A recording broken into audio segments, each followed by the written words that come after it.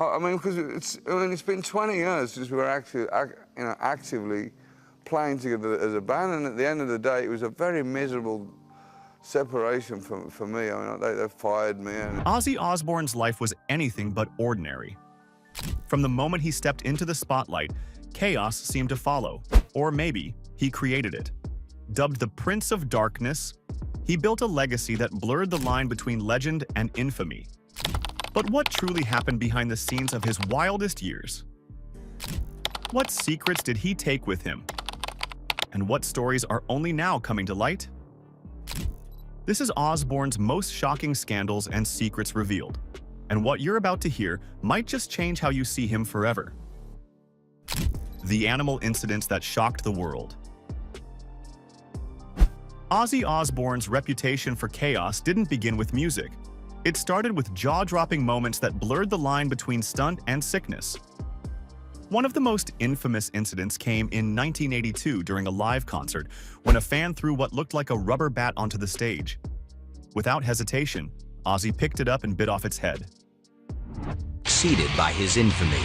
I looked, evidently threw an unconscious bat on the stage, and he thought it was a rubber bat, whatever, and he picked it up and bit the head off. And Sharon's going, "Dummy, it's real." I'm going, what? The moment stunned the crowd. But Ozzy knew something was wrong the second he felt it twitch in his mouth. It was real. He was rushed to the hospital for emergency rabies shots, and the headlines never stopped. But that wasn't the first time Ozzy used animals to make a brutal impression.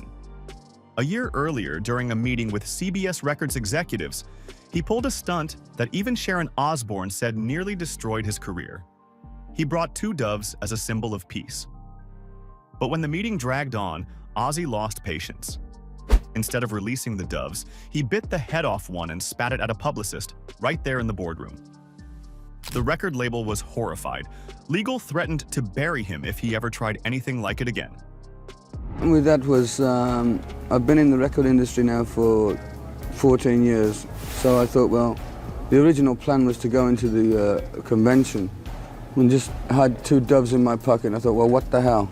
I just bit the head off one and threw it on the side, which freaked everybody else. I mean, I'm crazy, It's like I do things on the spur of the moment. It wasn't planned. That wasn't the end of his disturbing relationship with animals.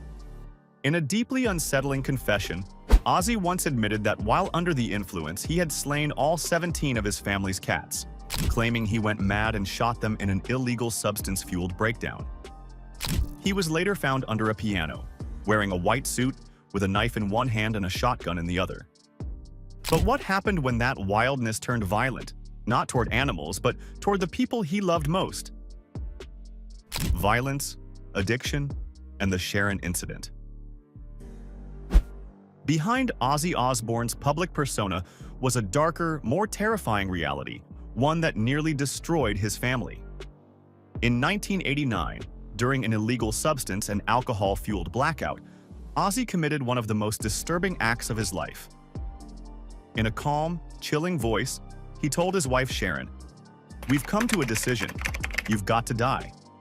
Then, without warning, he lunged and began choking her. Sharon, in a panic, reached for the table and managed to press a hidden emergency button. Within minutes, the police arrived. Ozzy was arrested and charged with attempted slaying. Later, he would describe the moment as feeling serene, a kind of twisted peace. Sharon, however, never forgot the terror in that room. Despite the trauma, Sharon made the controversial decision to drop the charges. Her reasoning? She believed that the man who tried to slay her wasn't Ozzy. Not really. He was a shell of himself, hollowed out by years of addiction. Still, the event would haunt them both for decades. Ozzy was ordered to complete a 6-month stint in a treatment facility, which he did. But the scars remained. This wasn't a one-time collapse. During his first marriage to Thelma Riley, Ozzy was emotionally absent and violently unstable. He once tied mannequins to trees and shot at them in an illegal substance-induced frenzy. That home was not a safe place. And Ozzy admitted as much later in life, calling himself a disgusting father and labeling the marriage a terrible mistake. Yet somehow, through all the chaos, Sharon stayed. Even after Ozzy's affair with his hairdresser Michelle Pugh was exposed, a relationship that lasted 4 years, she didn't walk away. Sharon was devastated. She took an overdose and locked herself in her bedroom. The maid found her in time. Months later, Ozzy begged for forgiveness, and Sharon, once again, gave it. Ozzy later said, "When I was a crazy man, I'm lucky she didn't leave." He was right. Few would have stayed. But Sharon did. If Ozzy's personal life was chaos, his professional one wasn't any more stable. In fact, getting fired from Black Sabbath would only make him more powerful. Fired from Black Sabbath, reborn in chaos.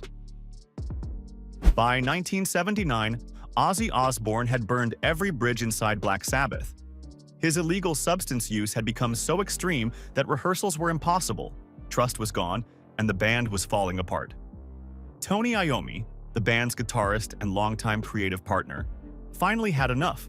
It was a very miserable separation for me. I mean, they fired me and all this kind. I'm not slagging them, but one of us had to go. And unfortunately enough, I mean, Ozzy was fired.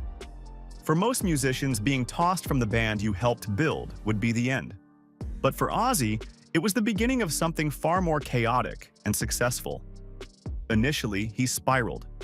He locked himself in a hotel room for days, doing nothing but drinking and using illegal substances, convinced his career was over. He later described it as sitting in the dark with a mountain of cocaine and no plan. But then came Sharon, who saw what was left of him and decided there was still something worth saving. With her help, Ozzy found new musicians and released Blizzard of Oz in 1980, an album that would reshape his legacy.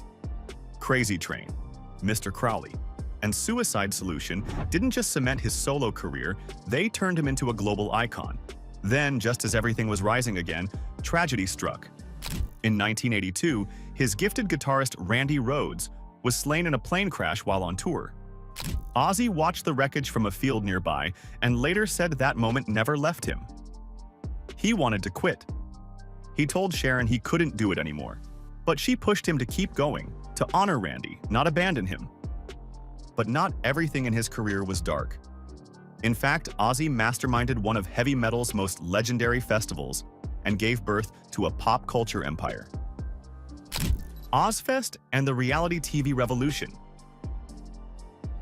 Ozzy Osbourne didn't just reinvent himself with music, he reinvented the entire metal scene.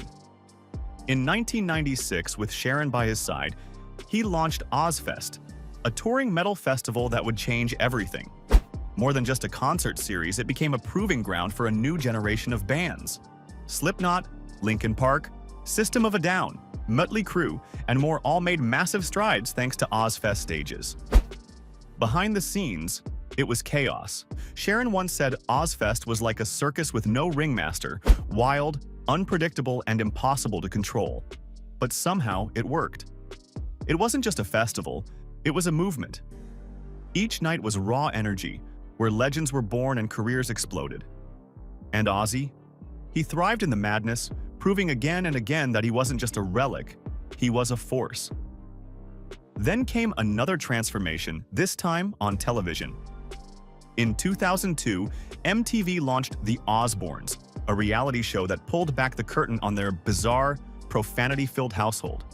Viewers were stunned to see the Prince of Darkness as a bumbling, mumbling, bathrobe-wearing dad. The contrast made him more famous than ever.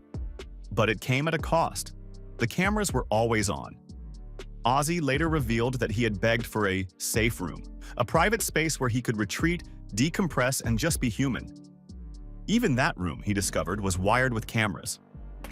"It made me a bit crazy," he admitted in a podcast years later. He was living in his own personal Truman Show, and it wore him down. Ozzy wasn't just a musician, he became a brand. But his legacy wasn't finished yet, because 2 Rock and Roll Hall of Fame inductions and 1 emotional final show were still to come. The final bow and shocking legacy. Ozzy Osbourne's final chapter was not quiet, nor was it dignified in the traditional sense. It was thunderous, defiant, and completely unforgettable. In 2024, the music world honored him once again with a second induction into the Rock and Roll Hall of Fame, this time as a solo artist. For Ozzy, it wasn't just another trophy. He called it the biggest honor of his life because his solo career had become the true centerpiece of his legacy. But the real farewell came on July 5th, 2025, when Ozzy took the stage one last time for Back to the Beginning, a monumental farewell concert held at Villa Park in Birmingham, the very city where it all began. Hosted by actor Jason Momoa, the event drew some of the most iconic names in music. Metallica, Guns N' Roses, Tool, Slayer, Steven Tyler, and many more all came together to honor the man who shaped their world. Ozzy Osbourne, battling Parkinson's, stayed seated on a grand throne during his final performance. But his presence was thunderous. The show wasn't about flawless vocals. It was about raw power, emotion, and resilience. Raising $190 million for charity, Ozzy proved he could still channel chaos into purpose. He didn't fade away quietly. He left in a blaze of sound, fire, and legacy.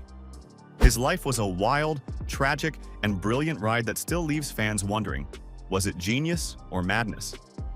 If you were stunned by these moments, just wait. There are more celebrity secrets, scandals, and legacies coming your way. Like, comment, and subscribe for more explosive stories, and don't miss the next video on screen for another wild ride through fame, and everything in between.